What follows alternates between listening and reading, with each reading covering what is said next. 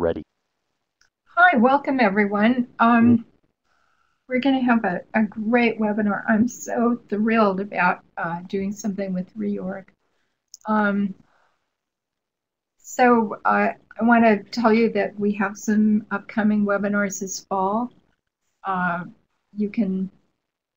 Right now you can register if you want to for the September one on taxidermy. There'll be one on insurance, one on labeling and marking objects, and later on there'll be one on deaccessioning and one just for the holidays.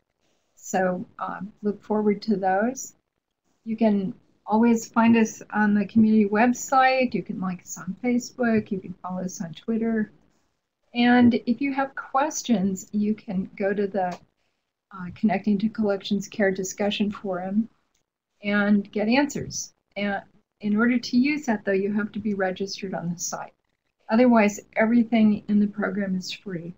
And you can contact me anytime. And we'll have an evaluation at the end. We'll post this link later, but don't worry.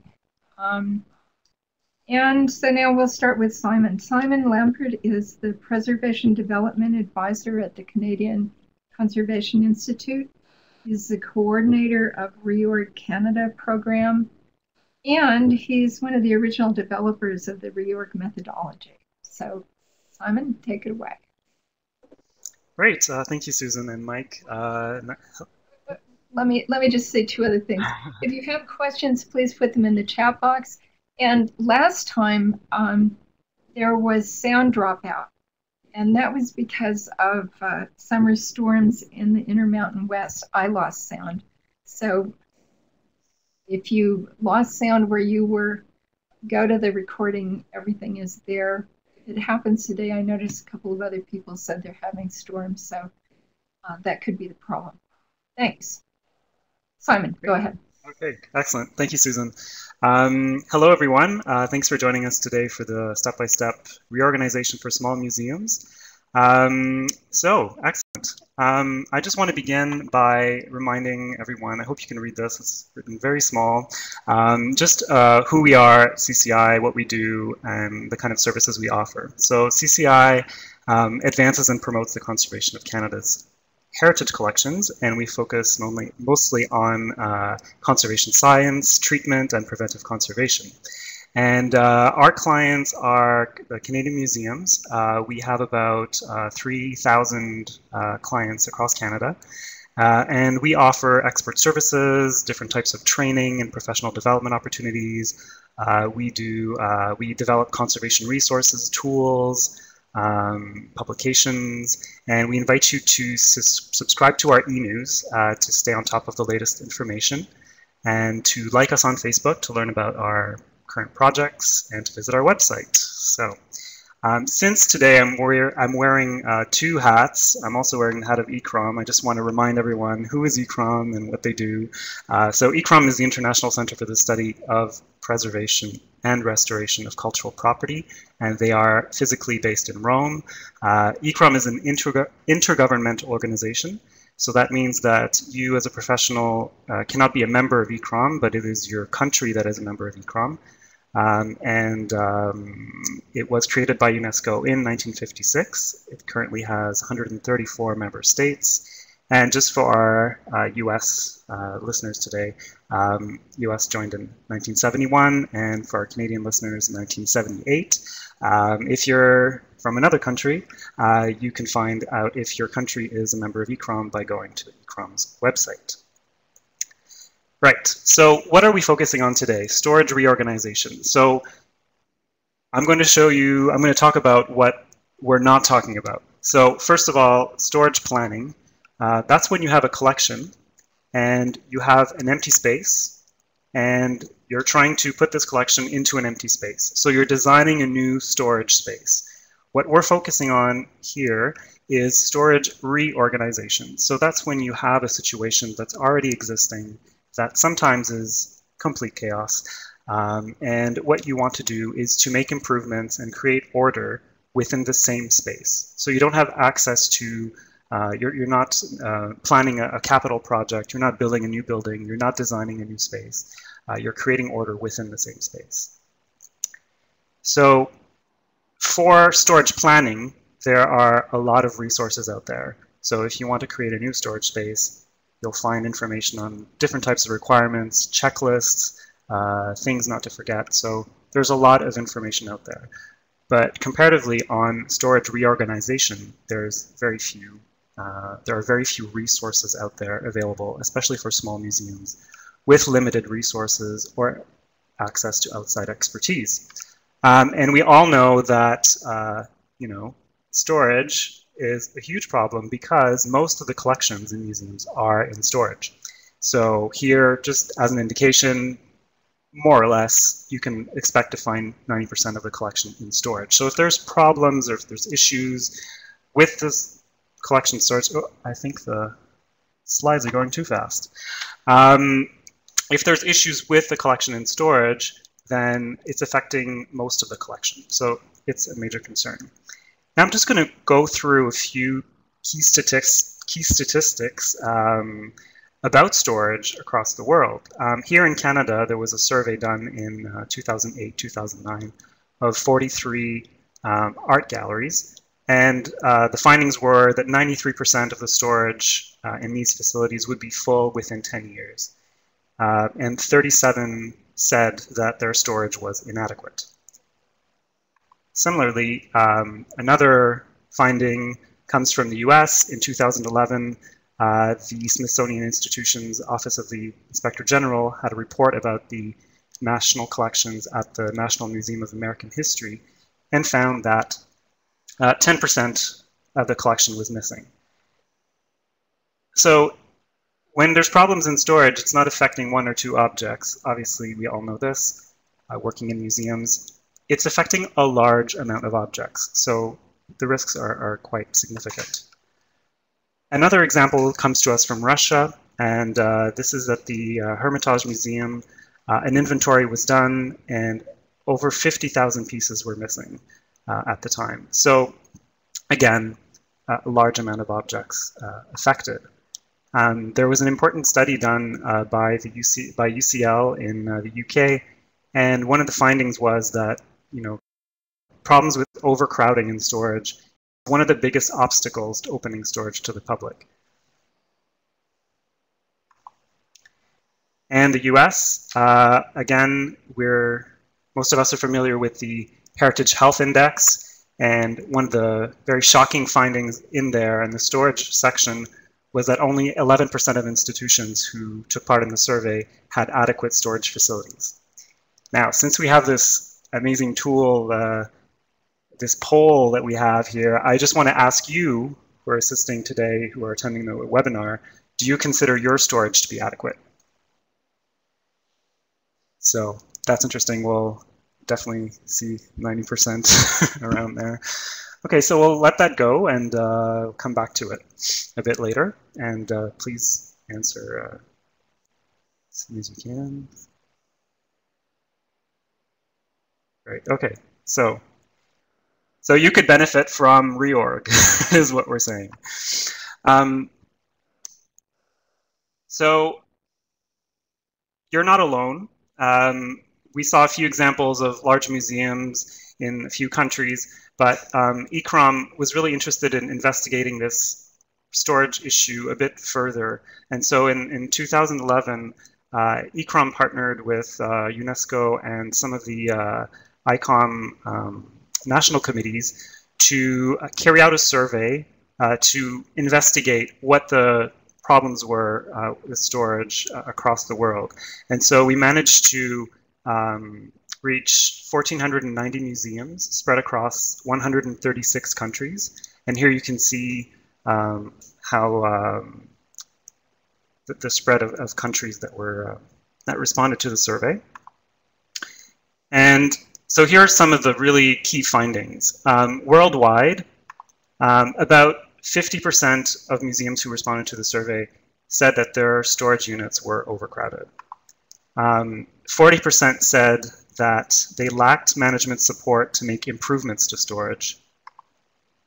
And 30% said it was unclear who exactly was responsible for storage in their institution.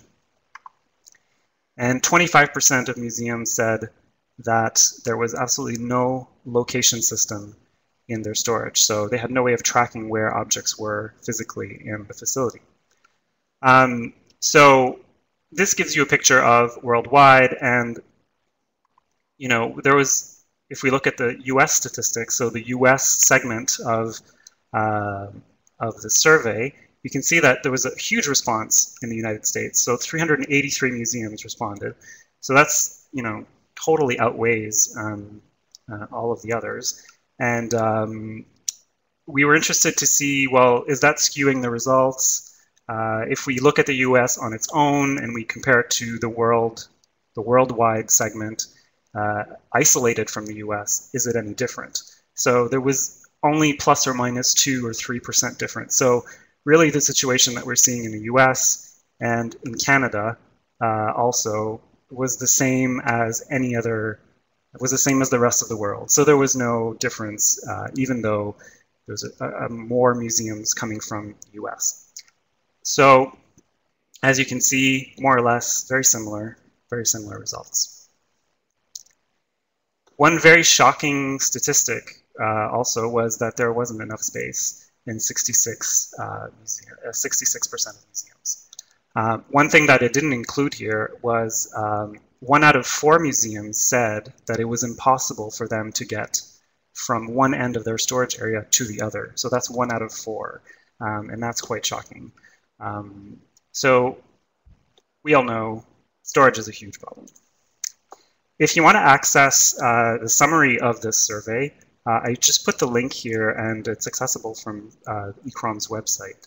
And you have just a summary of the worldwide segment, so including all countries. So what do you do when you're faced with a situation like this? So what do you do when your storage is severely disorganized? That's a question that UNESCO and ICCROM wanted to answer or explore together through this partnership called Preventive Conservation of Endangered Museum Collections in Developing Countries, which ran from 2007 to 2011. So this was a partnership, and the goal was to look at 2 different aspects. So documentation, lack of documentation systems or lack of functional documentation systems was identified as a major issue. And so there needed to be some guidance out there for smaller museums on how to create a documentation system from scratch, focusing mainly on just low technology, how to do it with just a paper-based system. And the other component, obviously, was storage. And this project, I should mention, was made possible thanks to an extra budgetary contribution from the United States to UNESCO. So in terms of documentation, the practical guide, the documentation component, the idea was to create a practical guide to help smaller museums step by step creating a new documentation system. And this part of the project was led by the School of African Heritage, or EPA, in Benin. And the storage component was, the idea was to create a step-by-step methodology, and it would involve 15 professionals who were past ICCROM course participants coming from 15 different countries. So what was created was the Storage Task Force. And I know that one of the members of the Storage Task Force is listening today, Rosanna from Peru, who's right in the middle with the green scarf. So the idea was to create a Storage Task Force to really identify how to go about reorganizing storage. And this is where all of the different professionals were physically across the world. And what's the problem? Well, the problem is that for the past 30 or 40 years, collections have been growing exponentially. and improvements to storage areas have not necessarily followed. So collections are growing and growing and growing, and storage is not following. So what do you do when you have a situation like we saw that has been abandoned for many years, a complete mess? So how do you begin to untangle this issue? And so the idea that the Storage Task Force came up with was to divide the problem into different parts to make it easier to tackle. So one part of the problem had to do with management and policies and the museum mandate, and is what you're collecting, does it match what your museum is supposed to be collecting? Should you be deaccessioning anything? Or all sorts of issues that have to do with management. And then there was a component that had to do with building in space. So the building itself, how well it protects the collection from the different agents of deterioration. Then everything that has to do with the collection, its specific needs in terms of conservation, vulnerability, all things like that. So the fourth component was furniture and small equipment. So the actual storage units and storage furniture, and also the equipment that you need to work in a storage area. So what happened was the Storage Task Force met on a few occasions, once in Rome and once in Caracas in Venezuela, to just brainstorm about what are the steps that you would have to do in order to start from your starting situation to end up with a reorganized storage. So what are the different steps?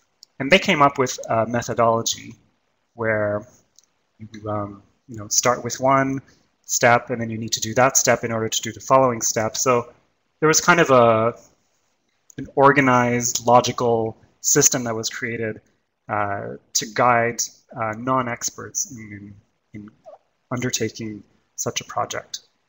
And you can see in the lower right-hand side a kind of visual representation of the methodology as it was at the time. Now, everything since then has been published on this website, reorg.info, and here you'll find everything that has to do with the storage reorganization methodology. You'll find the practical guide, the documentation practical guide that was developed to create a new documentation system from scratch. There's a glossary, there's different case studies, and there's a section where you can actually create an account and track your progress online. So if we go into the storage reorganization section of the website, you'll find that along the top, you can navigate through the different phases of the methodology. So there's phase 1, phase 2, phase 3, and phase 4. And along the right side of the screen, you can actually navigate inside those phases. So, and here I'm showing a screen where if you want to access the full methodology, all you need to do is create an account. It's free. All you need is a username, put your name in, your email, password, and you're set. So here I'm showing you an example of one of the steps of phase 1, which is called Gain the Support of Decision Makers. Now you'll see that every single step has like a kind of worksheet like this that's attached to it that explains why this task is important, what's the objective, what are the final products that you're expected to produce after you're finished, and some suggestions on how to proceed. And also some advice or remarks to help you. Also embedded within the different tasks, you'll find some images. So there's lots of images that illustrate some of the issues that are discussed in those tasks. And you'll also find forms, exercises, online references, and some examples as well for you to look at. So the platform was launched in 2011, and since then, the number of users has been growing. And at the moment, we have 1,125 registered users. So that's users that actually created an account and went a little bit deeper in the methodology. For the small museum, the best way to approach reorg, because it could be quite daunting to start looking at the website, all the different tasks, all the different phases, it could be a little bit intimidating. So the best way, in my opinion, to approach the methodology is through the self-evaluation tool for museum storage. And it's accessible. I put the URL on the screen. It's very simple. If you know your collection well, it'll take you about 10 minutes to do. It's 43 questions, and it looks at the 4 different components. So it looks at management, building and space, furniture, and small equipment. So basically, the way it looks is like this. And there's a series of statements or benchmarks, and you're asked to score every single benchmark based on your situation. So here, I don't know if you can see on your screen, the first one is someone is officially responsible for each storage area, and you score 6 if yes, and his or her duties are written down in the job description, and 2 if yes, but there is no job description, and 0 if your answer is no. So what you do is you answer every single question, you add up your score, and for each component, and then you end up with a score for your storage for each of the 4 components, as you can see on the top of the screen from left to right. So, and you can determine whether your storage is at risk, whether you need a reorganization project, whether only small improvements are needed, or whether the situation seems to be fine. So just as an interesting exercise I did, I've been teaching a workshop, a 2-day workshop on storage reorganization here in Canada. And I've been asking, since the workshop has been offered, I've been asking every participant to fill out the self-evaluation. And just to reassure you a little bit, most of what's happening is, as you can see, there's a lot of yellow. So that means that only small improvements are needed. Our workshops are targeted at smaller museums. So some of them do require a storage reorganization project, as you can see from the orange, but most of them are in the yellow, which means that they only need small improvements, and only a very, very small amount actually needed, were cases where the collection was extremely at risk. So this is kind of a simple tool that's very visual, and it's easy to bring that to your manager to justify the need for to investigate the situation further and perhaps launch into a more in-depth project. Now, the storage reorganization methodology is, as I mentioned, organized in 4 phases. So the first phase, getting started, that's where you assemble all the materials you need to begin working. So you're looking at collecting all your floor plans, you're documenting the storage area as it is now through photo and video. You are building your team, all things like that. So everything you need to get started. And then phase 2 is the condition report, and that's where you're documenting the current condition of your storage, looking at the 4 different components. So you're looking at all the policies, you're looking at the space itself, you're doing your storage space calculations, you're looking at the condition of your storage furniture, and you're looking at all the small equipment that you need, or that you have and that you need to purchase or acquire. So you're really painting a picture of what your storage looks like now, and what are the key issues that are affecting conservation and access in that storage area. So the idea is to present something that's convincing, that could help you get support in order to launch into a full project. So you present this to your management, and they have a better idea of what's going on. After that, there's the action plan phase. That's where you take all of the information you collected and you start to define step by step what you need to do to address those issues that you identified. so to find solutions for all the issues. And then the fourth phase is the implementation. So that's the fun part where you actually roll up your sleeves and you start reorganizing your storage area. So I just want to do something that I know you're not supposed to do, which is read a bullet list.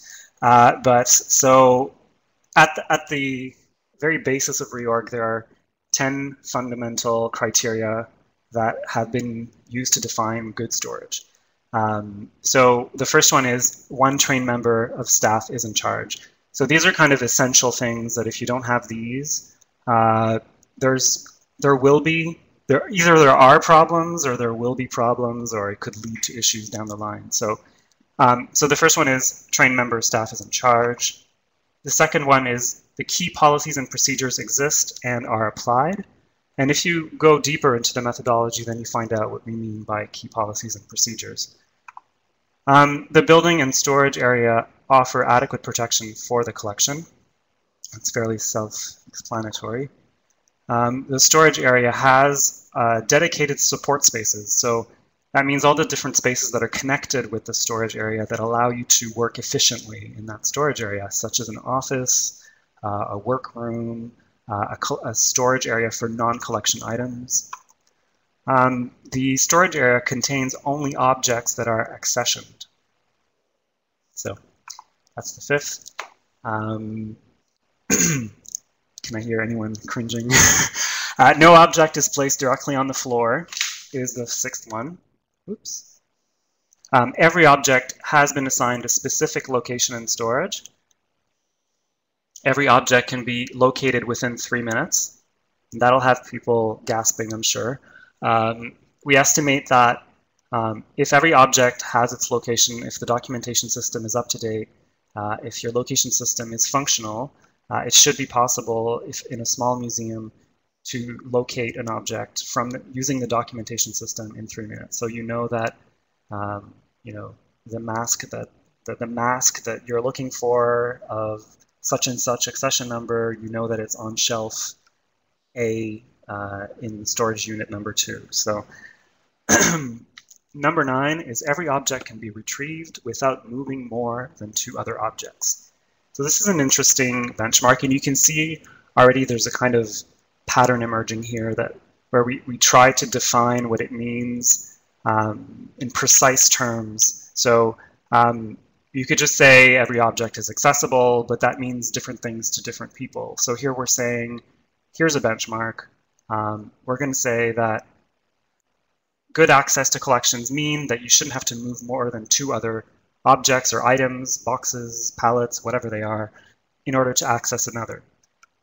Similar for number 8, where we're saying that they can be physically located within 3 minutes. It's not quickly, it's not rapidly, it's 3 minutes. So you can actually measure it, and in time, you can use this to see how well your storage is doing. If it's starting to get disorganized, it's starting to take you 20 minutes to find things, then maybe you need to intervene. So if it's not 3 minutes, if it's 5 minutes makes more sense for you, then it's 5 minutes. Number 10 is every object is in stable condition, ready to be used for the museum's activities.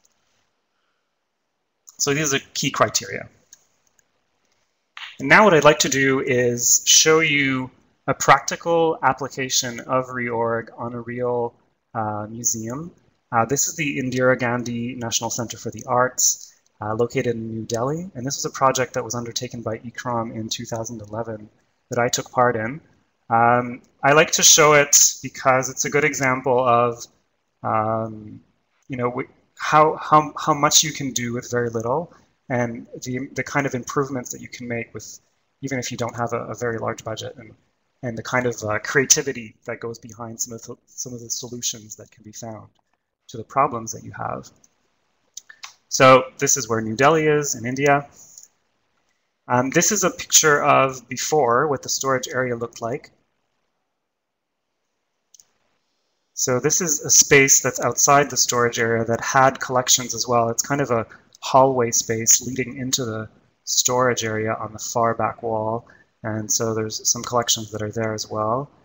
This is inside the storage area in one of the corners.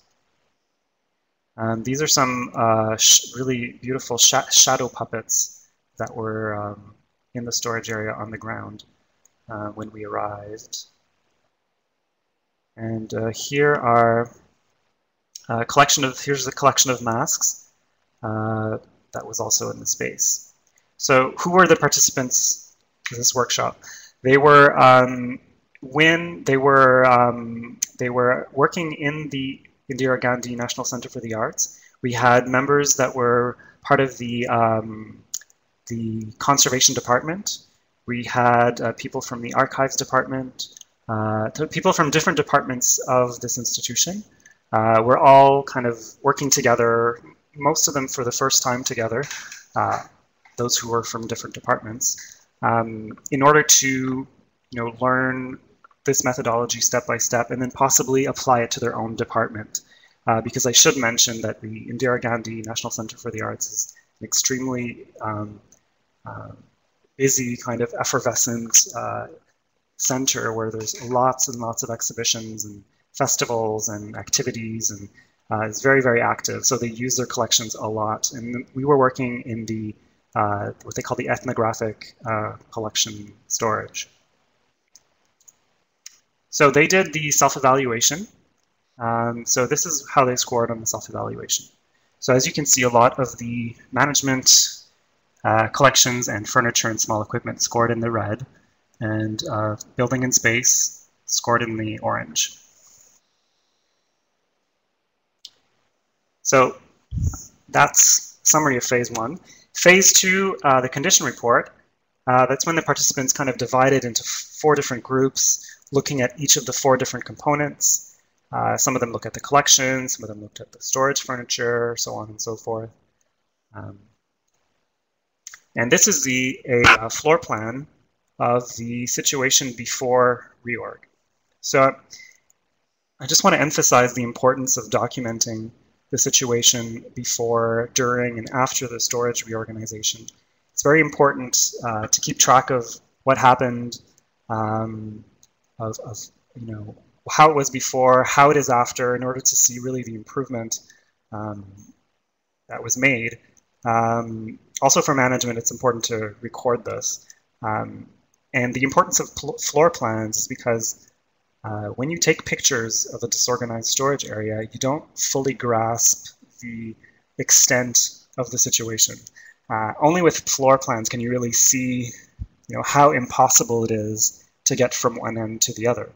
So for example, here, if you enter the storage area from the bottom left, you basically cannot get to the other side because all the floor is occupied either with non-collection materials or collections that are directly on the ground. So only with a floor plan can you really fully grasp the extent of the problem. And here's the summary for the condition report.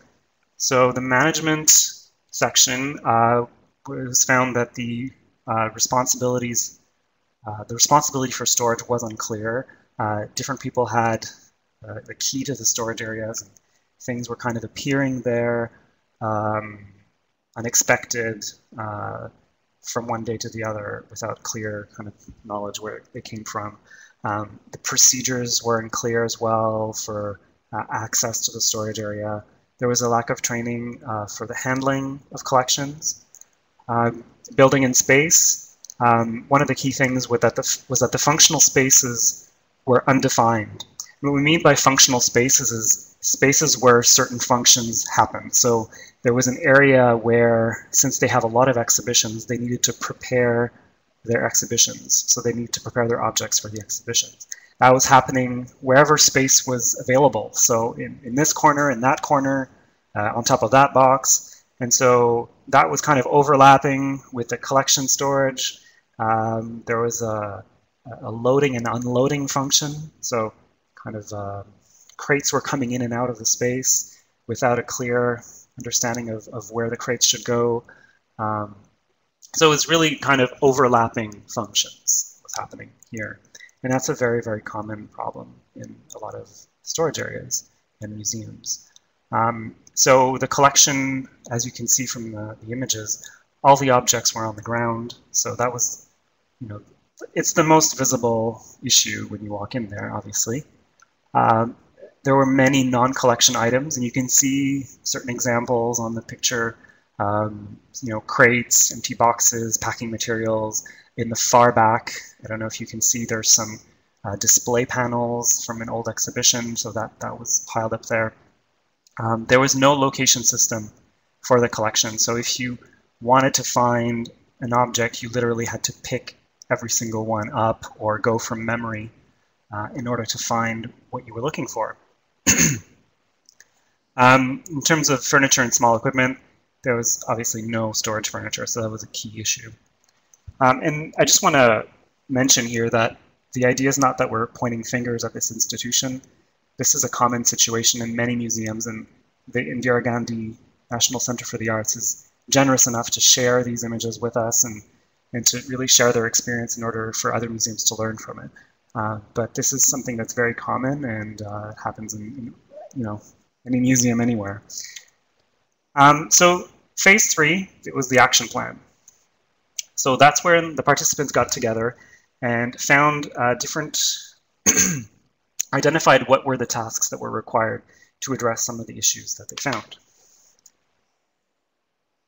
So on the right side, you can see kind of a graphic representation of their project chart where they have the tasks listed on the left side with a kind of a Gantt chart on the right, where they could check off which tasks had been done. And so it was easier when managing a group of several people, it was easier to track the progress of the project. So in terms of management, that was going to be tackled later because a lot of it had to do with drafting new policies and procedures, and that was something that could be tackled by the team later. We wanted to use the opportunity that we were all together in order to make some improvements to the physical aspects of the reorganization. And I'd like to say that that's something that's becoming clearer and clearer as ICCROM does more and more storage reorganizations, is that there is an important aspect of the project has to deal with the physical aspect of the reorganization. So you have to be able to handle and resolve the access issues to your collection before you can even start doing some of the other things. And so it becomes essential to kind of focus on that first and then to tackle the other things afterwards. Building in space, the idea was to define specific functional spaces for the different functions.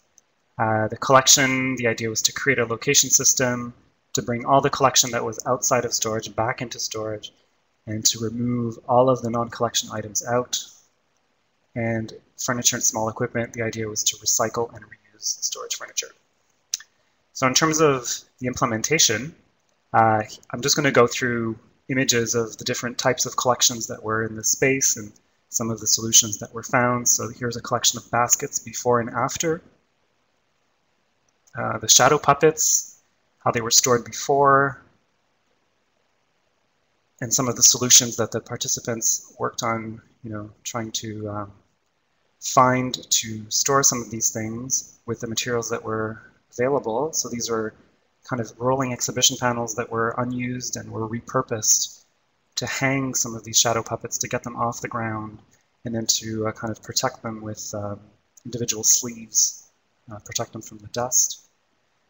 Here are some metal objects that were housed in a reused metal storage unit that was found in one of the hallways. Here's a collection of rolled textiles and how they were stored before, and some manuscripts. And here's a prototype of a kind of storage rack that was designed and built during the workshop by a welder. And after the workshop, other similar ones were built. Here's a collection of hand puppets and how they were stored before. And here is how they were stored after. So they each had their own stand, and there was a shelving unit that was found. The masks represented by far the biggest challenge, and we were fortunate enough to find some unused shelving that we're able to repurpose and adapt.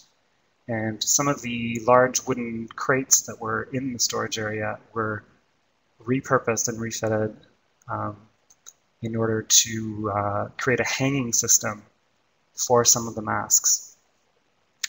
So here you can see the shelving units repurposed for the medium-sized masks. The smaller masks were hung from the chains. There's just a large number of masks, so we really had to find a solution for those especially. Some larger objects that were just isolated from the rest of the collection in one of these crates. That was the best solution that we can find given the time that we had and the means. And this is the end of the 4th day. So everyone's very happy. The project is completed. So this was done in 4 days. This is the before and after. So you can see all the different collections are now inside storage units. If you look at the top left corner of the slide, you can see in pink, I'm highlighting where that space is in the image relative to the floor plan. So this is the collection storage area that's kind of at the center of the space. This is the loading and unloading area that you see was created behind the screens on which the shadow puppets were hung. And so since the space was large enough, it was possible to create all of these functional spaces within the storage area. Sometimes it's better to create them outside the storage area, but here it's the only space we had. An exhibition preparation area was created also along the wall. And this is a research area that's actually located outside of the storage area, and this is just kind of what it looked like before, and this is what it looks like after. So definitely more inviting for researchers. So this is how the work was organized, phase 1 to phase 4. This was done by a team of a team of 10 motivated people. 4 days of work, and the cost was $400 for this project. Of course, the cost will vary depending on the specific project that you have, but this is just an example of what was done with very little money, actually. And most of that budget went towards the creation of the storage racks for the textiles and manuscripts. So if you look at the criteria for good storage, you can see that all of them at the end were met except the key policies and procedures, because that was something that was going to be dealt with later. And looking back at the self-evaluation, you can see that there were improvements in the building and space, there were improvements in the collection component, and improvements in the furniture and small equipment. So it's still not perfect. There's still improvements that can be made, but the improvements that were made in 4 days were significant, and they did contribute to improving conditions in storage. This is again the before and after of that project. Now, I just want to take a different turn now. So the tool was created. It existed in 2011. But ICCROM and its member states felt that more needed to be done internationally in order to build capacity in storage reorganization, because it's a problem that affected all countries. And so there was a resolution that was passed in 2011 at the General Assembly, and the General Assembly called for a long-term program for capacity building for storage reorganization based on the reorg materials. And all countries were invited to join hands with ICCROM to develop this program.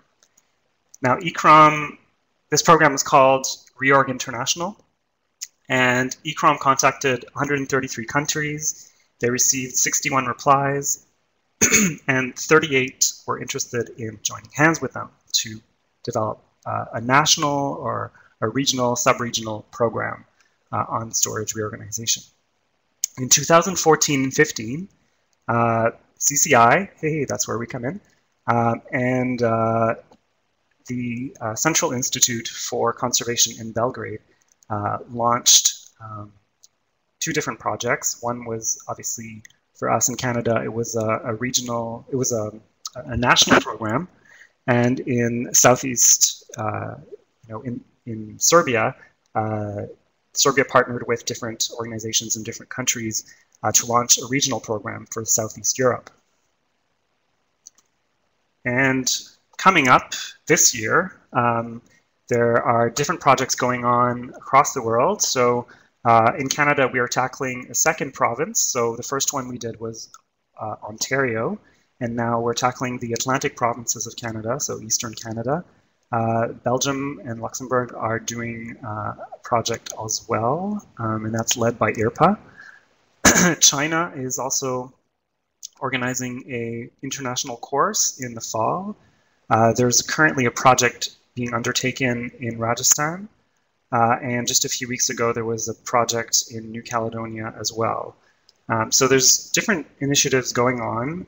So there's definitely a wave of reorg training programs that are happening all over the world. And if you're interested in kind of following some of these courses and seeing some before and after pictures from the different courses across the world, I invite you to like Reorg International on Facebook and to follow Reorg International on Twitter. For the first year, for us at CCI, our approach was going to be a bit different than the the 2-week workshop model. We were going to do some distance-based learning, some distance learning using distance mentoring, and a combination of distance mentoring and face-to-face hands-on training. So we needed to develop some new training resources that would allow us to deliver some of these courses, and to allow our participants to do some self-learning, so to work on their own projects in their own museums. And so what we're doing is we're working on a workbook right now that is a simplified version of the reorg methodology. And I'm very pleased to say that it will be available to a wider audience later in 2016, so stay tuned. And it's very much a step-by-step, do-it-yourself approach. Some of the comments we got from the initial reorg materials is very daunting and labor-intensive. This one aims to simplify the material considerably, just to focus on what the key things are that you need to do. And here in Canada, we used a training platform in order to keep good communication between the different groups located in the different museums across the province of Ontario. So we used an online training platform for that. And our learning objectives here for Canada, so our goal is to implement this course in all the regions across Canada over the next 5 years. And the learning objectives are, if you're one of the groups, is to implement a storage reorganization project from start to finish. So you'll be able to do that if you're one of the selected organizations.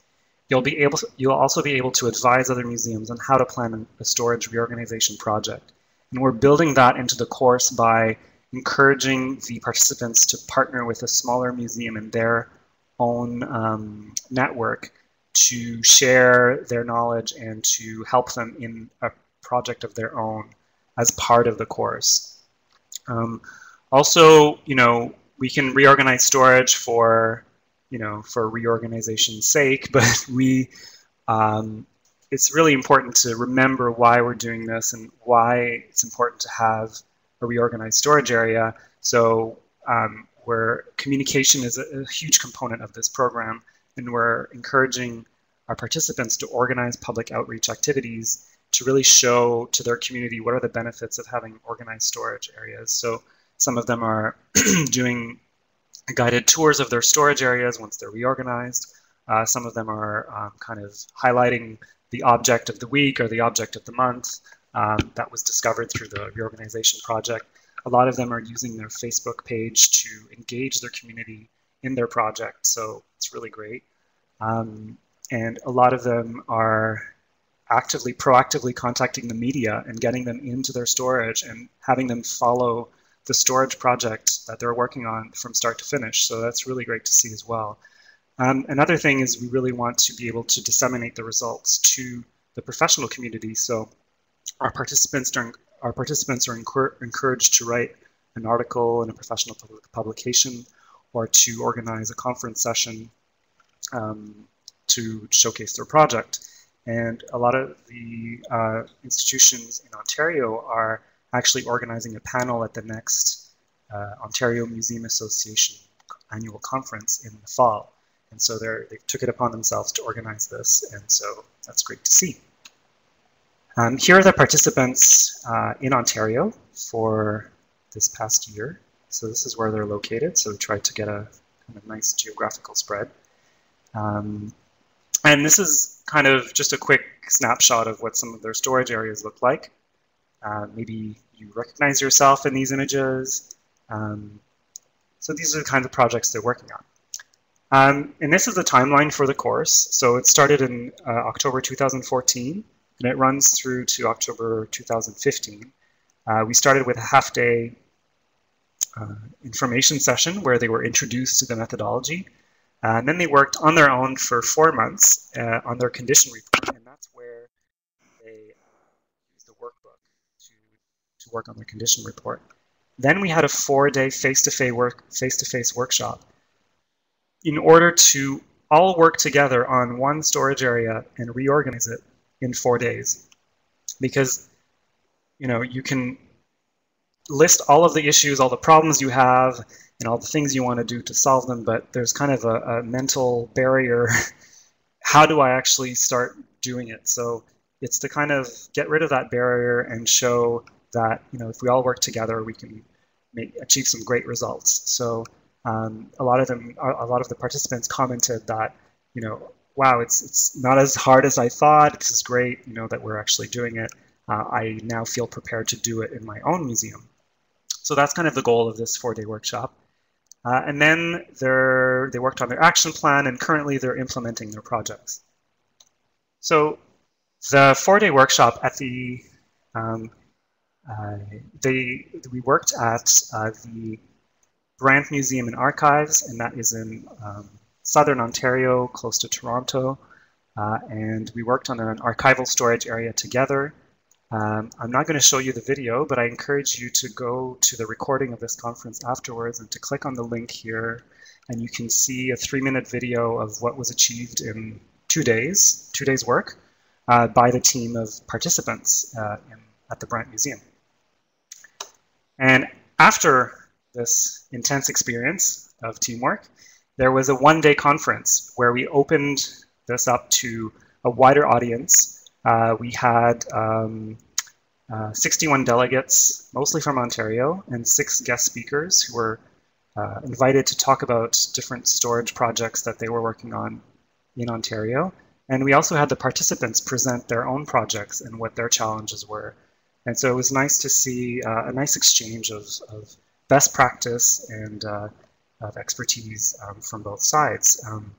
And so if you want to see the recordings from this conference, everything was recorded, and you can go to the link below to view the individual talks. And we were very fortunate to have a speaker from the Reorg Southeast Europe group that was there as well, from the National Museum of Bosnia and Herzegovina, who was there as well. So she talks about her project in her country as well. So the anticipated results by October 2015 is that we will have visible improvements in storage in 7 museums. So 6 museums who are participating plus the training case study museum.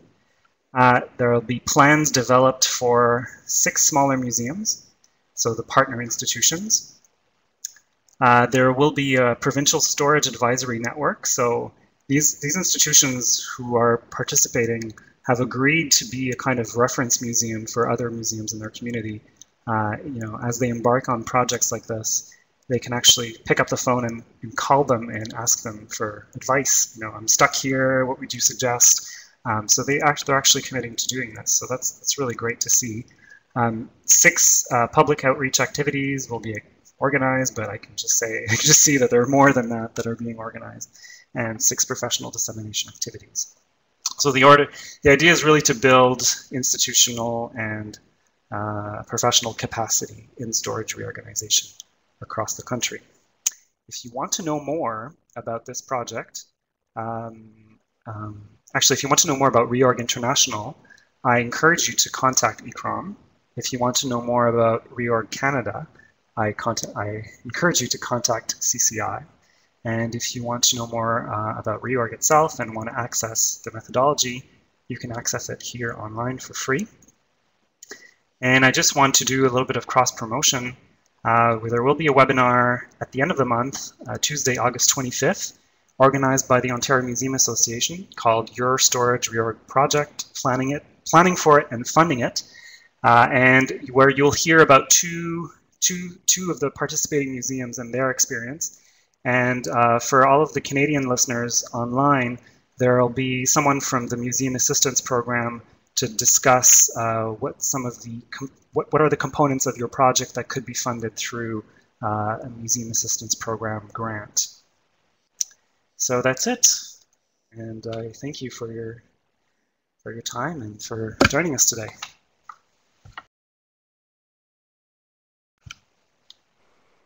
So we have a few questions. We're pretty close to being done, but I think we can go a few minutes over.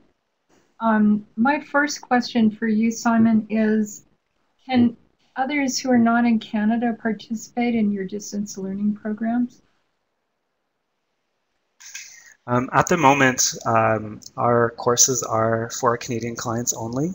And so to be one of the participating museums, you have to be based in Canada in one of the regions that's being targeted that year. So this year, if you're in the Atlantic region, the deadline for applications is August 17th, so in a couple of weeks.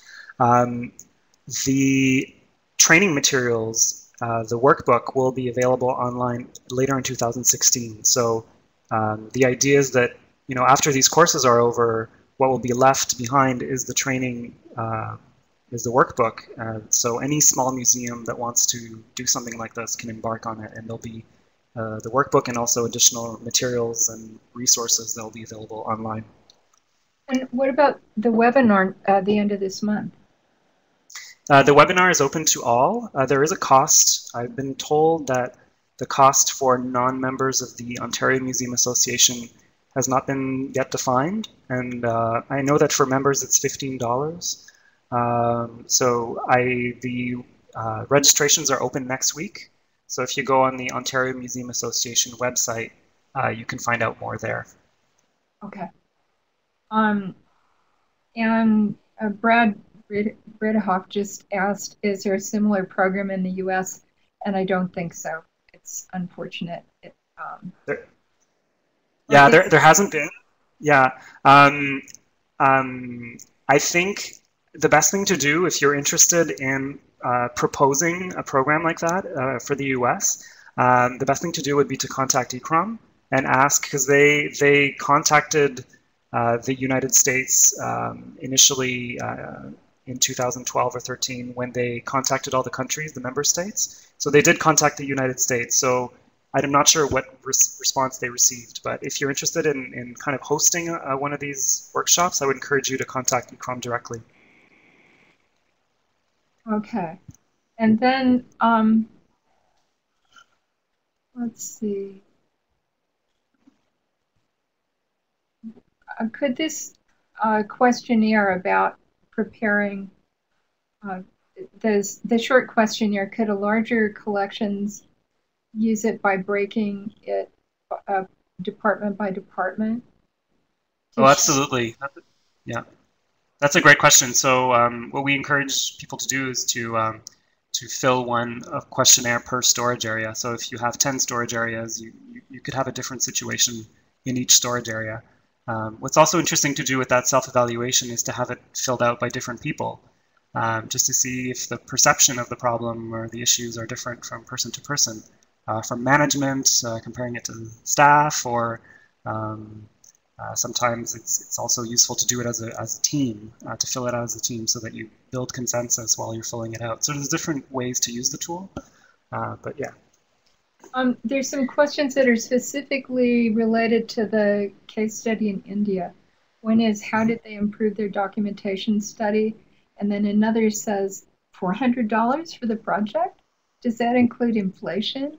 What would it translate to in the US or Canada? Curious, because a dollar definitely goes a lot farther in India. Yeah, yeah. Those calculations weren't Oh, made. Um, talk into your the microphone. Oh, sorry, yeah. So those calculations weren't necessarily made. It was the dollar, the amount, and okay, basically, I can just answer by saying that the cost, most of the $400 went into building a kind of building a storage unit for the textiles. So if you imagine that you get a welder and you takes a few pieces of metal and you have to build one of these units, kind of what would it cost? And so that's kind of the cost. Yeah. And then But I don't know the exact amount, including inflation. But yeah. there were a lot of questions, a lot of comments about people not having their collections accessioned. And one of the questions is, how would you adjust this method, using this method, when only 90% of the collection is accessioned or documented in any way? Found in Right. collection is a major problem for us. Right. So one of the things that's a very good question, and one of the questions that was always being asked at the beginning when the team was trying to develop this tool is, when is the good time to do the inventory? And can you embark on a reorganization if your inventory isn't done and isn't complete, and if all your objects aren't accessioned? The best time to do the inventory is after the physical reorganization of the space, because that's when all your locations are going to be more finalized and you can record your locations in your documentation system. So it's very difficult to do the inventory if you don't have access to your collection, if you can't physically go into the space, or if you can't physically access the object. So that's kind of that part of that. In terms of the accessioning, as I mentioned, reorg looks at all aspects, but there's definitely a first phase that's about the physical improvements that you can do to improve access in the space. And then all the other things get flagged and identified as improvements that can be done over time. So there's no expectation, for example, with our participant museums in the different provinces, there's no expectation that they'll completely finish all of their accessioning and their inventory within the year. The point is that they'll create the conditions, the best possible conditions to do those things afterwards. And to, some of these things will be ongoing improvements, and some of these things will get resolved within the actual project. Mike is telling me we're going to be disconnected. So Okay. thank you to everyone for coming. I'll make sure that all the answers are done. I'll get Simon to give them to me, and also I will post all the websites and the what else? And your slides. So thank you very much. Bye bye, and Thank I'll you. see you soon.